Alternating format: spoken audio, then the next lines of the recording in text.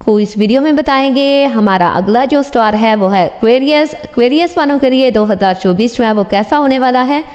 हमारी वीडियो को एंड तक वॉच करें। जिन्होंने चैनल को सब्सक्राइब नहीं किया वो जल्दी से हमारे चैनल को सब्सक्राइब कर लें और वीडियो को लाइक शेयर करना ना भूलें।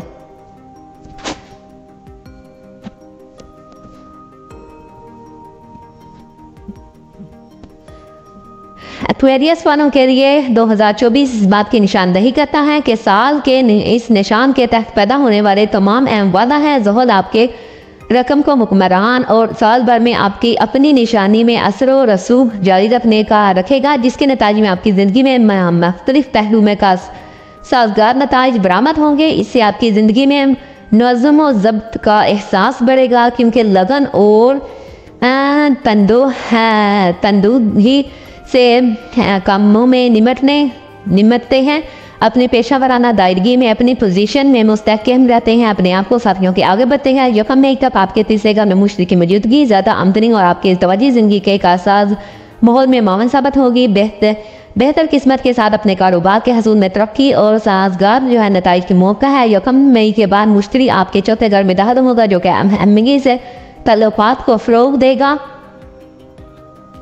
और सालाना जायका 2024 के मुताबिक साल का आगाज़ सूरज और मरीख के असरात की वजह से रूमानी तल्लुकात में कुछ तनाव जो है वो पैदा हो सकता है। यकम मई के बाद मुश्तरी आपके लिए चौथे घर में दाखिल होने से अहम आहंगी जो है वो पैदा होगी। आपके करियर का रास्ता काफ़ी कामयाबी के लिए है,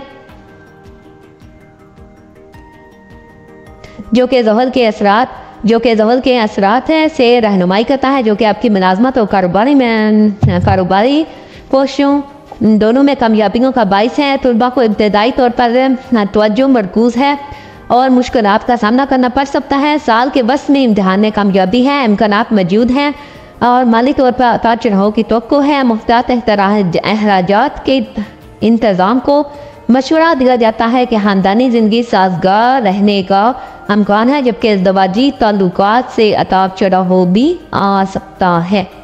अगले स्टार की बात करते हैं तो अगला स्टार 2024 जो है उनके लिए कैसा होने वाला है, मुकम्मल इसमें डिटेल आपके लिए दी जाएगी। अगला हमारा स्टार है पाइसिस वालों के लिए 2024 उनके लिए क्या मुस्बत मनफी जो है वो असरात लेकर आएगा, इसकी मुकम्मल डिटेल जो है वो आपको इस वीडियो में बताएंगे।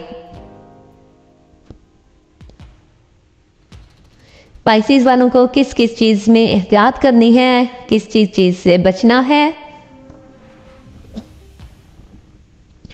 और उनके लिए क्या क्या खुशखबरियां हैं।